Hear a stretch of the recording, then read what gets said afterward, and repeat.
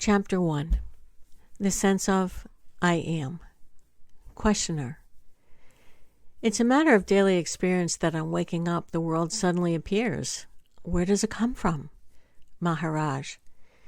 Before anything can come into being, there must be somebody to whom it comes. All appearance and disappearance presupposes a change against some changeless background. Q. Before waking up, I was unconscious. M. In what sense? Having forgotten or not having experienced? Don't you experience even when unconscious? Can you exist without knowing? A lapse in memory, is it a proof of non-existence? And can you validly talk about your own non-existence as an actual experience? You cannot even say that your mind did not exist. Did you not wake up on being called? And on waking up, was it not the sense, I am, that came first? Some seed consciousness must be existing even during sleep or swoon. On waking up, the experience runs. I am the body in the world. It may appear to arise in succession, but in fact it's all simultaneous. A single idea of having a body in a world. Can there be the sense of I am without being somebody or other? Q. I'm always somebody with its memories and habits. I know no other I am. M. Maybe something prevents you from knowing. When you do not know something which others know, what do? Q. I seek the source of their knowledge under their instruction. M. Is it not important to you to know whether you are a mere body or something else? Or maybe nothing at all? Don't you see that all your problems are your body's problems? Food, clothing, shelter, family, friends, name, fame, security, survival. All these lose their meaning the moment you realize that you may not be a mere body. Q. What benefit there is in knowing that I'm not the body? M. Even to say that you are not the body is not quite true. In a way, you are all bodies, hearts and minds, and much more. Go deep into the sense of I am, and you will find. How do you find a thing that you have mislaid or forgotten? You keep it in your mind until you recall it. The sense of being, of I am, is the first to emerge. Ask yourself whence it comes, or just watch it quietly. When the mind stays in the I am without moving, you enter a state which cannot be verbalized, but can be experienced. All you need to do is try, and try again. After all, the sense I am is always with you, only you have attached all kinds of things to it, body, feelings, thoughts, ideas, possessions, etc. All these self-identifications are misleading. Because of them, you take yourself to be what you are not. Q. Then what am I? M. It is enough to know what you are not. You need not know what you are, for as long as knowledge means description in terms of what is already known, perceptual or conceptual, there can be no such thing as self-knowledge. For what you are cannot be described except as total negation. All you can say is, I am not this, I am not that. You cannot meaningfully say, this is what I am. It just makes no sense. What you can point out as this or that cannot be yourself. Surely you cannot be something else. You are nothing perceivable or imaginable. Yet without you there can be neither perception nor imagination. You observe the heart feeling, the mind thinking, the body acting. The very act of perceiving shows that you are not what you perceive. Can there be perception, experience without you? An experience must belong. Somebody must come and declare it as his own. Without an experiencer, the experience is not real. It is the experiencer that imparts reality to experience. An experience which you cannot have, of what value is it to you? Q. The sense of being an experiencer, the sense of I am, is it not also an experience? M. Obviously, everything experienced is an experience, and in every experience there arises the experiencer of it. Memory creates the illusion of continuity. In reality, each experience has its own experiencer, and the sense of identity is due to the common factor at the root of all experiencer-experience relations. Identity and continuity are not the same.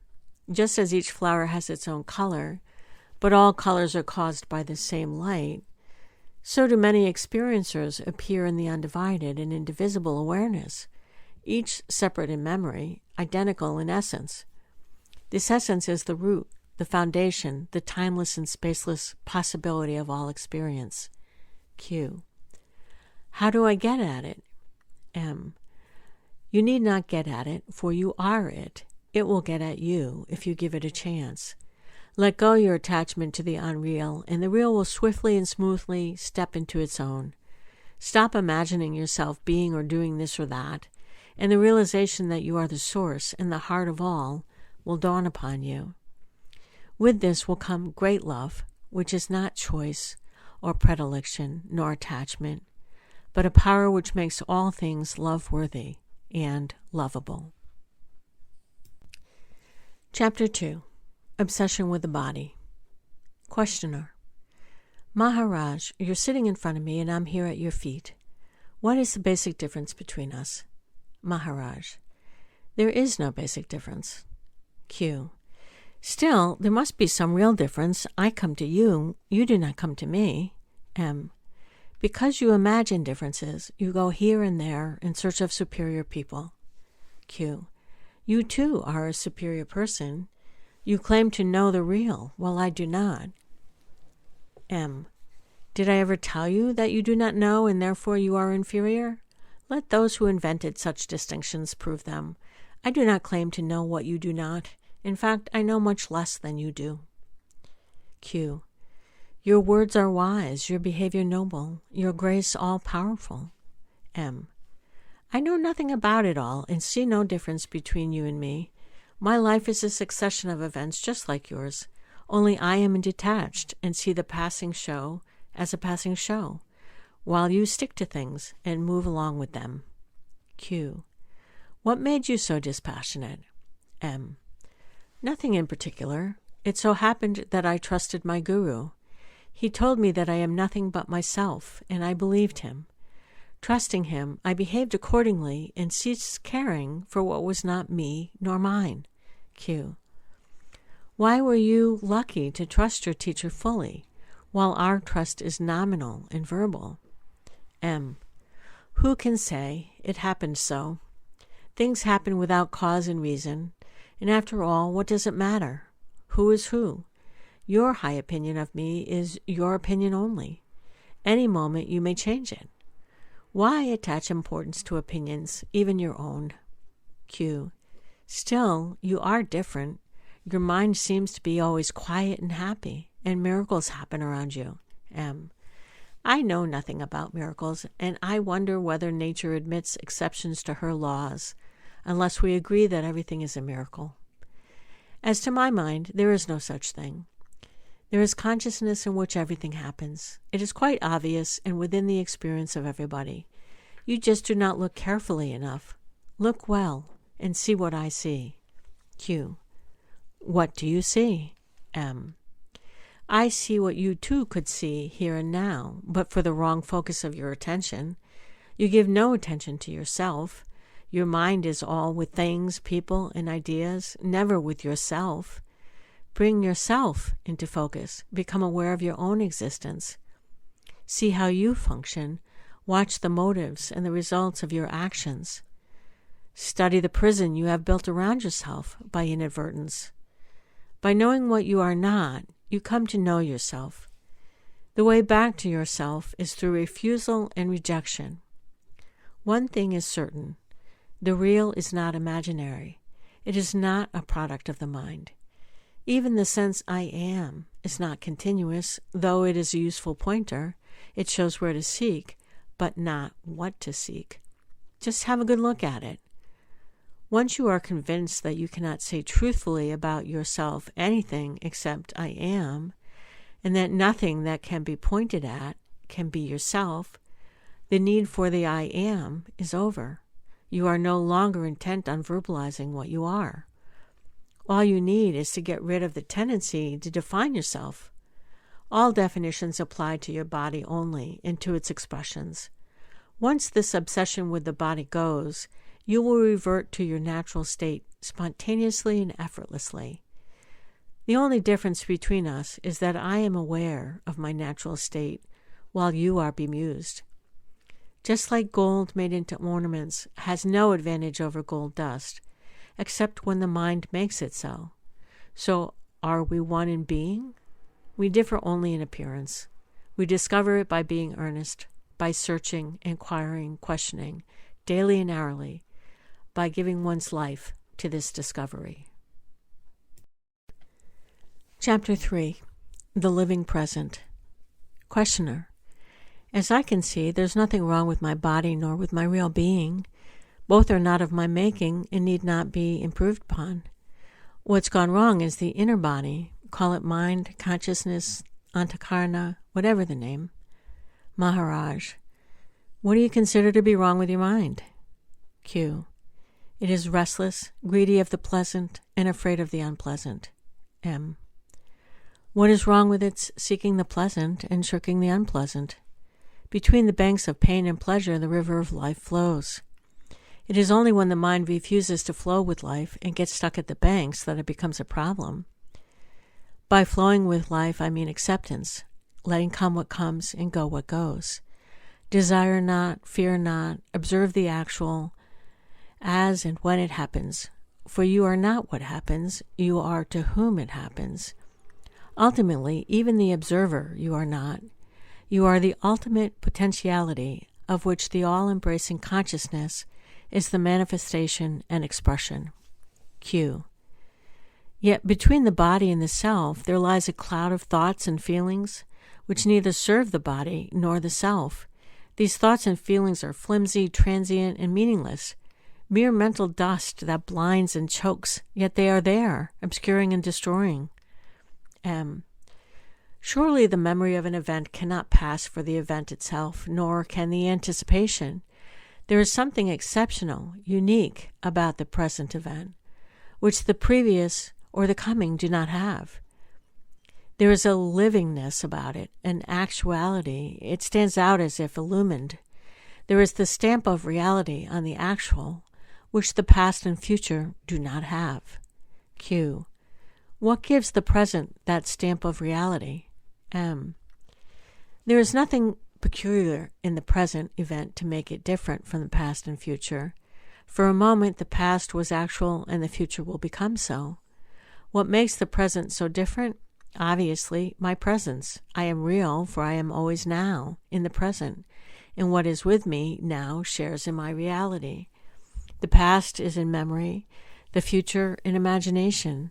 There's nothing in the present event itself that makes it stand out as real.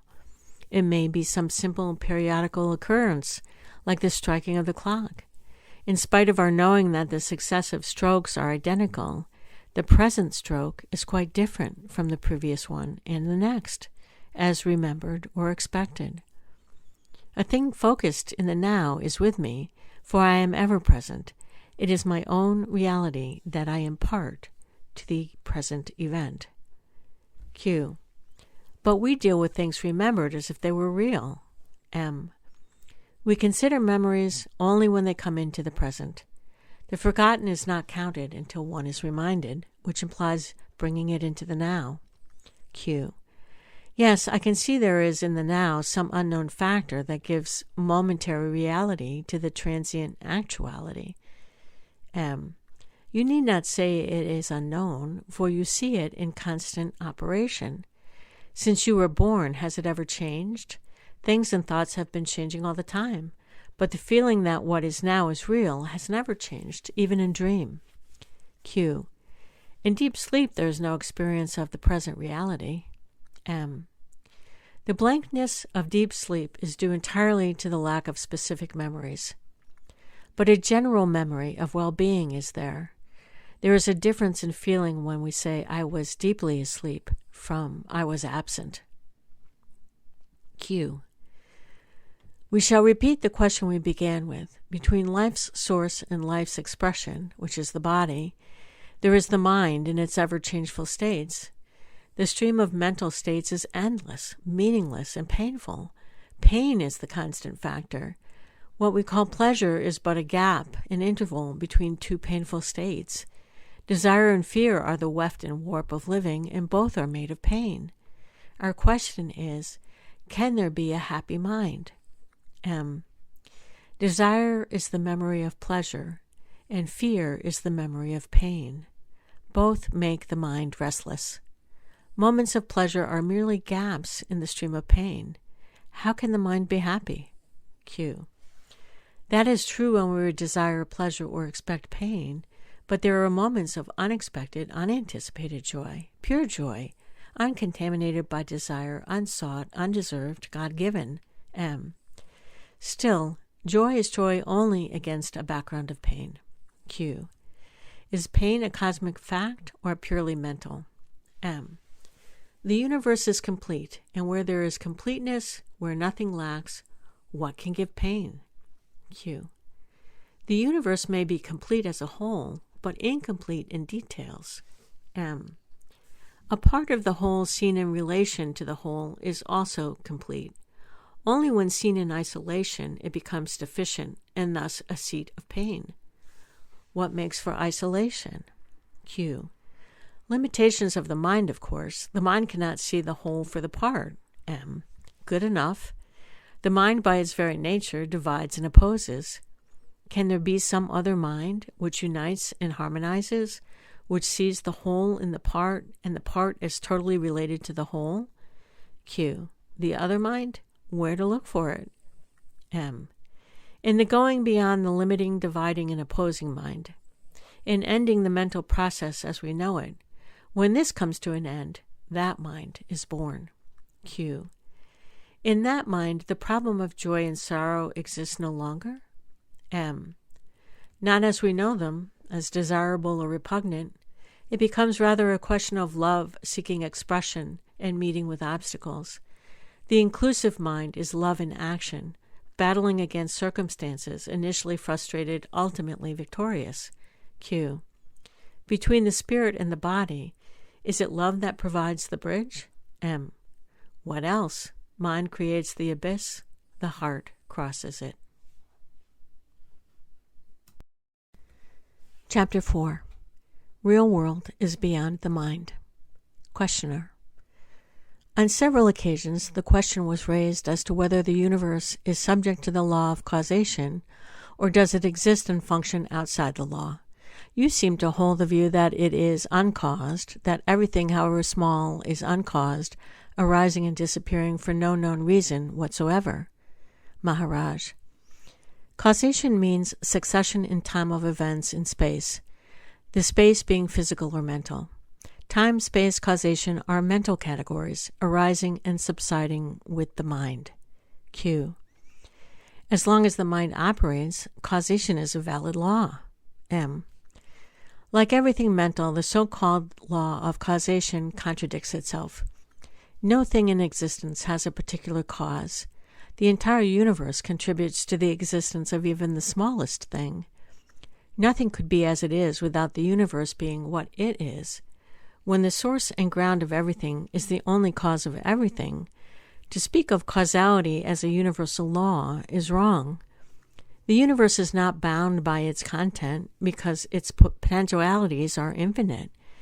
Besides, it is a manifestation or expression of a principle fundamentally and totally free. Q. Yes, one can see that ultimately to speak of one thing being the only cause of another thing is altogether wrong. Yet in actual life, we invariably initiate action with a view to a result. M. Yes, there is a lot of such activity going on because of ignorance. Would people know that nothing can happen unless the entire universe makes it happen? They would achieve much more with less expenditure of energy. Q. If everything is an expression of the totality of causes, how can we talk of a purposeful action towards an achievement? M. The very urge to achieve is also an expression of the total universe. It merely shows that the energy potential has risen at a particular point. It is the illusion of time that makes you talk of causality. When the past and the future are seen in the timeless now as parts of a common pattern, the idea of cause-effect loses its validity and creative freedom takes its place. Q. Yet I cannot see how can anything come to be without a cause. M. When I say a thing is without a cause, I mean it can be without a particular cause. Your own mother was not needed to give you birth. You could have been born from some other woman, but you could not have been born without the sun and the earth. Even these could not have caused your birth without the most important factor, your own desire to be born. It is desire that gives birth, that gives name and form. The desirable is imagined and wanted and manifests itself as something tangible or conceivable. Thus is created the world in which we live, our personal world. The real world is beyond the mind's ken. We see it through the net of our desires, divided into pleasure and pain, right and wrong, inner and outer. To see the universe as it is, you must step beyond the net. It's not hard to do so, for the net is full of holes. Q. What do you mean by holes, and how to find them? M. Look at the net and its many contradictions. You do and undo at every step. You want peace, love, happiness, and work hard to create pain, hatred, and war. You want longevity and overeat. You want friendship and exploit. See your net is made of such contradictions and remove them. Your very seeing them will make them go. Q. Since my seeing the contradiction makes it go, is there no causal link between my seeing and its going? M. Causality, even as a concept, does not apply to chaos. Q. To what extent is desire a causal factor? M. One of many. For everything there are innumerable causal factors. But the source of all that is the infinite possibility, the supreme reality, which is in you and which throws its power and light and love on every experience. But this source is not a cause, and no cause is a source. Because of that, I say everything is uncaused. You may try to trace how a thing happens, but you cannot find out why a thing is as it is. A thing is as it is because the universe is as it is. Chapter 5. What is born must die. Questioner. Is the witness consciousness permanent or not? Maharaj. It is not permanent. The knower rises and sets with the known. That in which both the knower and the known arise and set is beyond time. The words permanent or eternal do not apply. Q. In sleep there is neither the known nor the knower. What keeps the body sensitive and receptive? M. Surely you cannot say the knower was absent. The experience of things and thoughts was not there, that is all. But the absence of experience, too, is experience. It is like entering a dark room and saying, I see nothing. A man blind from birth knows not what darkness means. Similarly, only the knower knows that he does not know. Sleep is merely a lapse in memory. Life goes on. Q. And what is death? M. It is the change in the living process of a particular body. Integration ends and disintegration sets in. Q. But what about the knower? With the disappearance of the body, does the knower disappear? M. Just as the knower of the body appears at birth, so he disappears at death. Q. And nothing remains? M. Life remains. Consciousness needs a vehicle and an instrument for its manifestation. When life produces another body, another knower comes into being. Q. Is there a causal link between the successive body knowers or body minds? M. Yes, there is something that may be called the memory body or causal body, a record of all that was thought, wanted, and done. It is like a cloud of images held together. Q. What is this sense of a separate existence? M. It is a reflection in a separate body of the one reality. In this reflection, the unlimited and the limited are confused and taken to be the same. To undo this confusion is the purpose of yoga. Q. Does not death undo this confusion? M. In death, only the body dies. Life does not, consciousness does not, reality does not, and the life is never so alive as after death. Q. But does one get reborn? M. What was born must die. Only the unborn is deathless. Find what it is that never sleeps and never wakes, and whose pale reflection is our sense of I. Q. How am I to go about finding this? M. How do you go about finding anything? By keeping your mind and heart on it. Interest there must be and steady remembrance. To remember what needs to be remembered is the secret of success. You come to it through earnestness. Q. Do you mean to say that mere wanting to find out is enough? Surely both qualifications and opportunities are needed. M. These will come with earnestness. What is supremely important is to be free from contradictions. The goal and the way must not be on different levels. Life and light must not quarrel. Behavior must not betray belief. Call it honesty, integrity, wholeness. You must not go back, undo, uproot, abandon the conquered ground. Tenacity of purpose and honesty in pursuit will bring you to your goal. Q. Tenacity and honesty are endowments, surely. Not a trace of them I have. M. All will come as you go on. Take the first step first. All blessings come from within. Turn within. I am. You know. Be with it all the time you can spare until you revert to it spontaneously. There is no simpler and easier way. Chapter 6. Meditation. Questioner. All teachers advise to meditate. What is the purpose of meditation? Maharaj. We know the outer world of sensations and actions, but of our inner world of thoughts and feelings we know very little. The primary purpose of meditation is to become conscious of and familiar with our inner life. The ultimate purpose is to reach the source of life and consciousness. Incidentally, practice of meditation affects deeply our character. We are slaves to what we do not know. Of what we know, we are masters. Whatever vice or weakness in ourselves we discover and understand its causes and its workings, we overcome it by the very knowing. The unconscious dissolves when brought into consciousness. The dissolution of the unconscious releases energy. The mind feels adequate and becomes quiet. Q. What is the use of the quiet mind? M. When the mind is quiet, we come to know ourselves as the pure witness. We withdraw from the experience and its experiencer and stand apart in pure awareness, which is between and beyond the two. The personality, based on self-identification, on imagining oneself to be something, I am this, I am that, continues, but only as a part of the objective world. Its identification with the witness snaps. Q.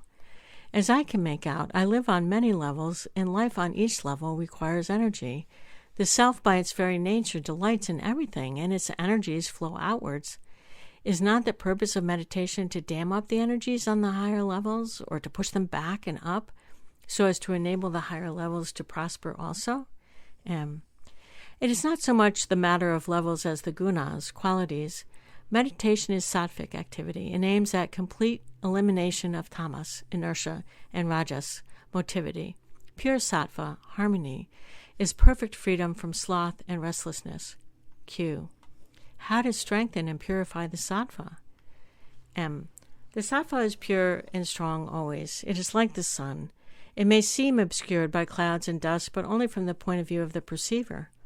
Deal with the causes of obscuration, not with the sun. Q. What is the use of sattva? M. What is the use of truth, goodness, harmony, beauty? They are their own goal. They manifest spontaneously and effortlessly when things are left to themselves, are not interfered with, not shunned or wanted or conceptualized, but just experienced in full awareness. Such awareness itself is sattva. It does not make use of things and people. It fulfills them. Q. Since I cannot improve sattva, am I to deal with tamas and rajas only? How do I deal with them? M. By watching their influence in you and on you. Be aware of them in operation. Watch their expressions in your thoughts, words, and deeds, and gradually their grip on you will lessen, and the clear light of sattva will emerge. It is neither a difficult nor a protracted process. Earnestness is the only condition of success. Chapter 7. The Mind. Questioner. There are very interesting books written by apparently very competent people in which the illusoriness of the world is denied, though not its transitoriness. According to them, there exists a hierarchy of beings from the lowest to the highest. On each level, the complexity of the organism enables and reflects the depth, breadth, and intensity of consciousness, without any visible or knowable culmination. one law supreme rules throughout. Evolution of forms for the growth and enrichment of consciousness and manifestation of its infinite potentialities. Maharaj. This may or may not be so. Even if it is only so from the mind's point of view, but in fact the entire universe, Mahadakash, exists only in consciousness, Chitakash, while I have my stand in the Absolute, Parmakash. In pure being, consciousness arises. In consciousness, the world appears and disappears. All there is me. All there is mine. Before all beginnings, after all endings, I am. All has its being in me, in the I am, that shines in every living being. Even not being is unthinkable without me. Whatever happens, I must be there to witness it. Q. Why do you deny being to the world? M. I do not negate the world. I see it as appearing in consciousness, which is the totality of the known in the immensity of the unknown. What begins and ends is mere appearance. The world can be said to appear, but not to be. The appearance may last very long on some scale of time and be very short on another, but ultimately it comes to the same. Whatever is time-bound is momentary and has no reality. Q. Surely you see the actual world as it surrounds you. You seem to behave quite normally. M. That is how it appears to you. What in your case occupies the entire field of consciousness is a mere speck in mine. The world lasts but for a moment. It is your memory that makes you think that the world continues. Myself, I don't live by memory. I see the world as it is, a momentary appearance in consciousness. Q. In your consciousness? M. All idea of me and mine, even of I am, is in consciousness. Q. Is then your absolute being, Parmakash, unconscious? M. The idea of unconsciousness exists in consciousness only. Q. Then how do you know you are in the supreme state? M. Because I am in it. It is the only natural state. Q. Can you describe it? M. Only by negation, as uncaused, independent, unrelated, undivided, uncomposed, unshakable, unquestionable, unreachable by effort. Every positive definition is from memory, and therefore inapplicable. And yet my state is supremely actual, and therefore possible, realizable, attainable. Q. Are you not immersed timelessly in an abstraction? M. Abstraction is mental and verbal and disappears in sleep or swoon. It reappears in time. I am in my own state, Swarupa, timelessly in the now. Past and future are in the mind only. I am now. Q. The world too is now. M. Which world? Q. The world around us. M. It is your world you have in mind, not mine. What do you know of me? Even my talk with you is in your world only. You have no reason to believe that my world is identical with yours. My world is real, true, as it is perceived, while yours appears and disappears according to the state of your mind. Your world is something alien, and you are afraid of it. My world is myself. I am at home. Q. If you are the world, how can you be conscious of it? Is not the subject of consciousness different from its object? M. Consciousness and the world appear and disappear together. Hence they are two aspects of the same state. Q. In sleep I am not, and the world continues. M. How do you know? Q. On waking up I come to know. My memory tells me. M. Memory is in the mind. The mind continues in sleep. Q. It is partly in abeyance. M. But its world picture is not affected. As long as the mind is there, your body and your world are there. Your world is mind-made, subjective, enclosed within the mind, fragmentary, temporary, personal, hanging on the thread of memory. Q. So is yours. M. Oh, no. I live in a world of realities, while yours is of imaginings. Your world is personal, private, unshareable, intimately your own. Nobody can enter it. see as you see, hear as you hear, feel as your emotions, and think your thoughts. In your world, you are truly alone, enclosed in your ever-changing dream, which you take for life. My world is an open world, common to all, accessible to all. In my world, there is community, insight, love, real quality. The individual is the total, the totality in the individual. All are one, and the one is all. Q. Is your world full of things and people as is mine? M. No, it is full of myself. Q. But do you see and hear as we do? M.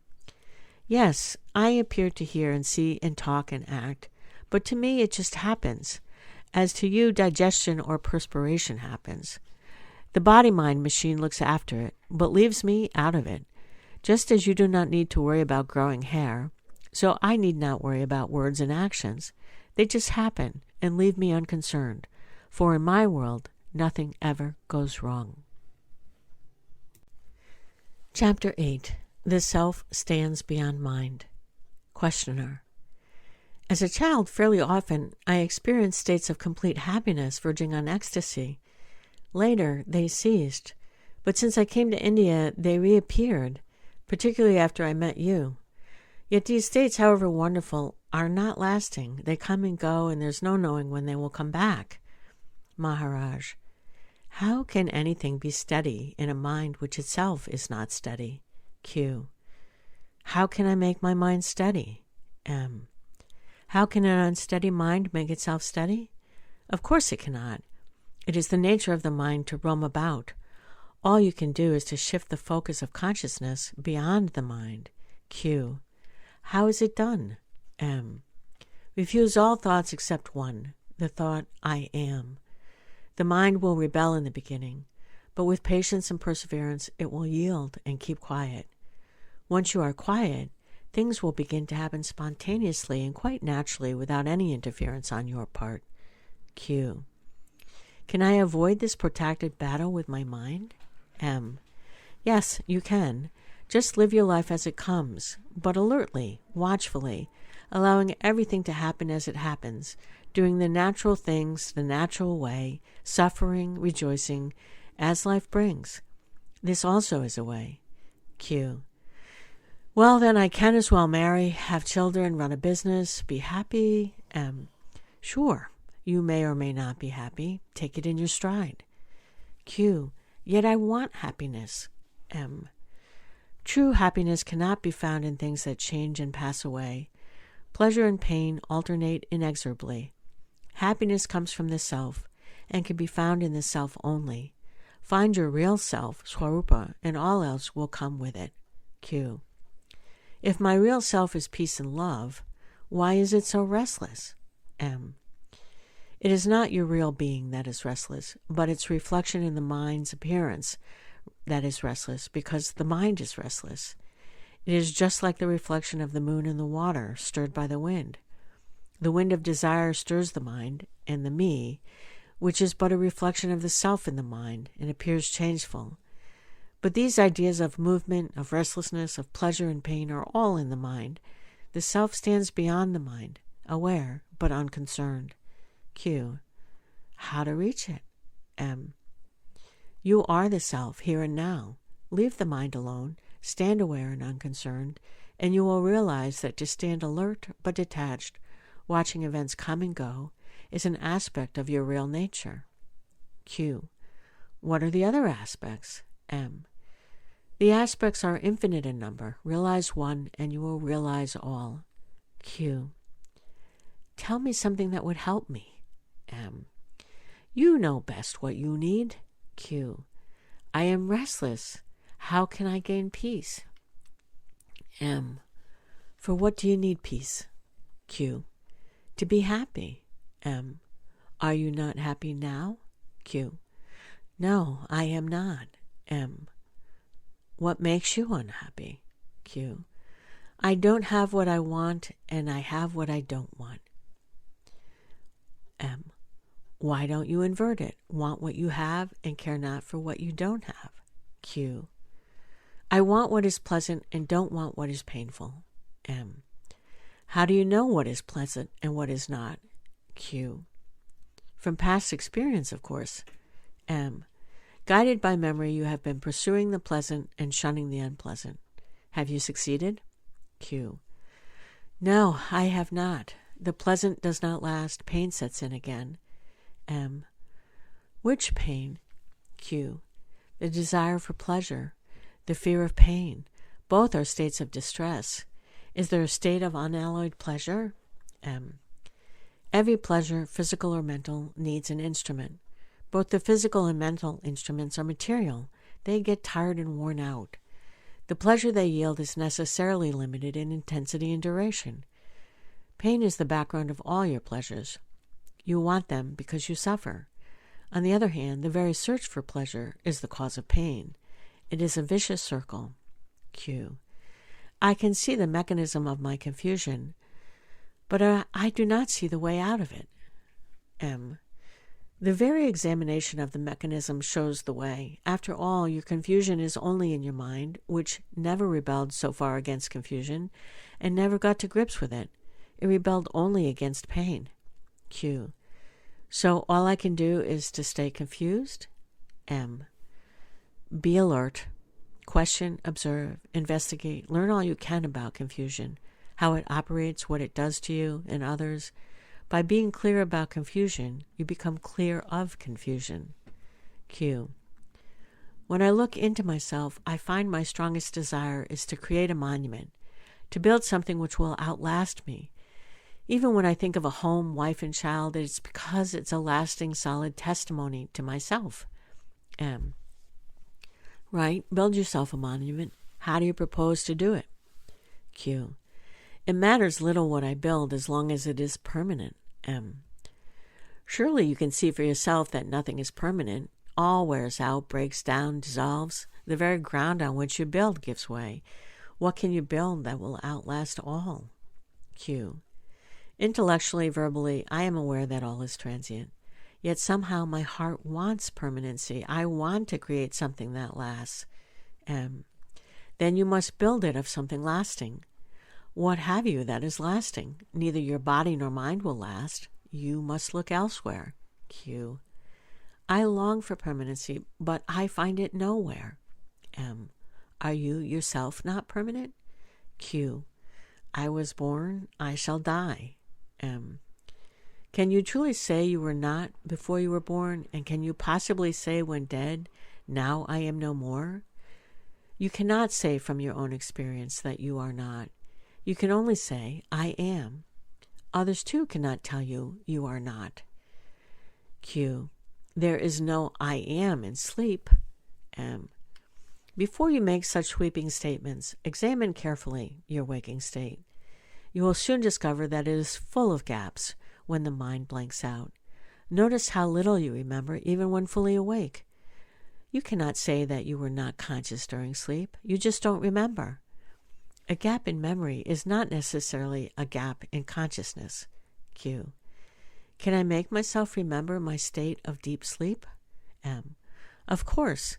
By eliminating the intervals of inadvertence during your waking hours, you will gradually eliminate the long interval of absent-mindedness which you call sleep. You will be aware that you are asleep. Q. Yet the problem of permanency, of continuity, of being is not solved. M. Permanency is a mere idea born of the action of time. Time, again, depends on memory. By permanency, you mean unfailing memory through endless time. You want to externalize the mind, which is not possible. Q. Then what is eternal? M. That which does not change with time. You cannot externalize a transient thing. Only the changeless is eternal. Q. I am familiar with the general sense of what you say. I do not crave for more knowledge. All I want is peace. M. You can have for the asking all the peace you want. Q. I am asking. M. You must ask with an undivided heart and live an integrated life. Q. How? M. Detach yourself from all that makes your mind restless. Renounce all that disturbs its peace. If you want peace, deserve it. Q. Surely everybody deserves peace. M. Those only deserve it who do not disturb it. Q. In what way do I disturb peace? M. By being a slave to your desires and fears. Q. Even when they are justified? M. Emotional reactions born of ignorance or inadvertence are never justified. Seek a clear mind and a clean heart. All you need is to keep quietly alert, inquiring into the real nature of yourself. This is the only way to peace. Chapter 9. Responses of Memory. Questioner. Some say the universe was created. Others say that it always existed and is forever undergoing transformations. Some say it's subject to eternal laws. Others deny even causality. Some say the world is real. Others that it has no being whatsoever. Maharaj. Which world are you inquiring about? Q. The world of my perceptions, of course. M. The world you can perceive is a very small world indeed, and it is entirely private. Take it to be a dream and be done with it. Q. How can I take it to be a dream? A dream doesn't last. M. How long will your own little world last? Q. After all, my little world is but a part of the total. M. Is not the idea of a total world a part of your personal world? The universe does not come to tell you that you are a part of it. It is you who have invented a totality to contain you as a part. In fact, all you know is your own private world, however well you have furnished it with your imaginations and expectations. Q. Surely perception is not imagination. M. What else? Perception is recognition, is it not? Something entirely unfamiliar can be sensed, but cannot be perceived. Perception involves memory. Q. Granted, but memory does not make it illusion. M. Perception, imagination, expectation, anticipation, illusion are all based on memory. There are hardly any borderlines between them. They just merge into each other. All are responses of memory. Q. Still, memory is there to prove the reality of my world. M. How much do you remember? Try to write down from memory what you were thinking, saying, and doing on the 30th of the last month. Q. Yes, there is a blank. M. It is not so bad. You do remember a lot. Unconscious memory makes the world in which you live so familiar. Q. Admitted that the world in which I live is subjective and partial, what about you? In what kind of world do you live? M. My world is just like yours. I see, I hear, I feel, I think, I speak and act in a world I perceive just like you. But with you, it is all. With me, it's almost nothing. Knowing the world to be a part of myself, I pay it no more attention than you pay to the food you've eaten. While being prepared and eaten, the food is separate from you, and your mind is on it. Once swallowed, you become totally unconscious of it. I have eaten up the world, and I need not think of it any more. Q. Don't you become completely irresponsible? M. How could I? How can I hurt something which is one with me? On the contrary, without thinking of the world, whatever I do will be of benefit to it. Just as the body sets itself right unconsciously, so I am ceaselessly active in setting the world right. Q. Nevertheless, you are aware of the immense suffering of the world. M. Of course I am. Much more than you are. Q. Then what do you do? M. I look at it through the eyes of God and find that all is well. Q. How can you say that all is well? Look at the wars, the exploitation, the cruel strife between the citizen and the state. M. All these sufferings are man-made, and it is within man's power to put an end to them. God helps by facing man with the results of his actions and demanding that the balance should be restored. Karma is the law that works for righteousness. It is the healing hand of God. Chapter 10. Witnessing. Questioner. I am full of desires and want them fulfilled. How am I to get what I want? Maharaj. Do you deserve what you desire? In some way or other, you have to work for the fulfillment of your desires. Put in energy and wait for the results. Q. Where am I to get the energy? M. The desire itself is energy. Q. Then why does not every desire get fulfilled? M. Maybe it was not strong enough and lasting. Q. Yes, that is my problem. I want things, but I'm lazy when it comes to action. M. When your desire is not clear nor strong, it cannot take shape.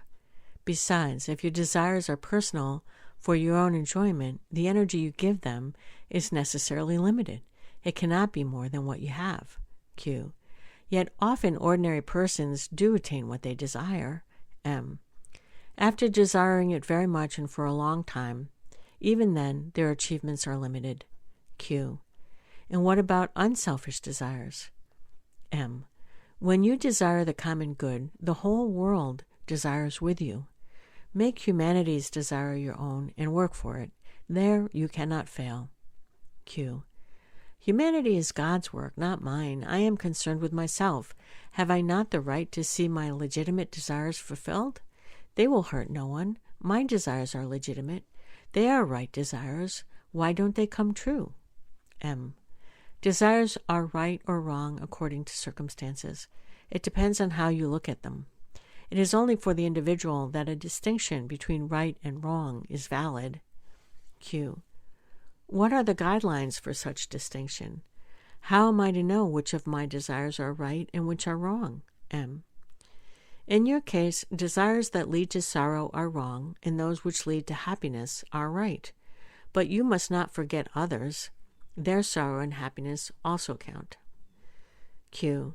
Results are in the future. How can I know what they will be? M. Use your mind. Remember. Observe. You are not different from others. Most of their experiences are valid for you too. Think clearly and deeply. Go into the entire structure of your desires and their ramifications. They are a most important part of your mental and emotional makeup and powerfully affect your actions. Remember, you cannot abandon what you do not know. To go beyond yourself, you must know yourself. Q. What does it mean to know myself? By knowing myself, what exactly do I come to know? M.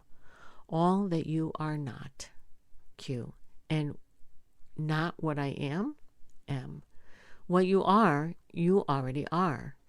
By knowing what you are not, you are free of it and remain in your own natural state.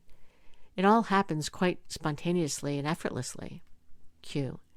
And what do I discover? M. You discover that there is nothing to discover. You are what you are, and that is all. Q. But ultimately, what am I? M. The ultimate denial of all you are not. Q. I do not understand. M. It is your fixed idea that you must be something or other that blinds you. Q.